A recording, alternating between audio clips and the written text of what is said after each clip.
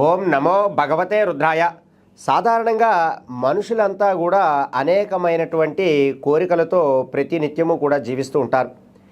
వారి మనసులో ఉన్నటువంటి ఎటువంటి కోరికైనా సరే తీరాలి అంటే ఇప్పుడు నేను చెప్పబోయేటటువంటి ఈ పరిహారాన్ని మీరు ఏ ఆదివారమైనా సరే ఆచరించవచ్చును. ఈ యొక్క పరిహారం చేసుకోవడానికి ముందుగా మీరు గంగా జలాన్ని సేకరించాలి. ఇది మనకి సాధారణంగా పూజా సామాన్ల స్టోర్లో దొరుకుతూ ఉంటుంది. అలాగే ఎవరైనా కాశీ వెళ్ళినా సరే అక్కడ ఉన్నటువంటి గంగా నదిలో ఉన్నటువంటి జలాన్ని ఇంటికి తెచ్చుకుంటూ ఉంటారు. ఆ గంగా నీరునంతటినీ కూడా రాగి చెంబులో వేసుకుని మీరు ఆదివారం ఉదయాన్నే 4 గంటల నుండి 6 గంటల మధ్యలో అంటే సూర్యోదయానికన్నా ముందే సముద్రం ఒడ్డుకు చేరుకోవాలి. మరి సముద్రం దగ్గరగా లేనటువంటి వారు ఈ పరిహారం చేయడానికి అవదు కదా. మరి ఎప్పుడైనా మీరు సముద్రం దగ్గరికి వెళ్ళినప్పుడు అందులోనూ ఆదివారం అయి ఉన్నప్పుడు ఈ పరిహారం ఆచరించి చూడండి.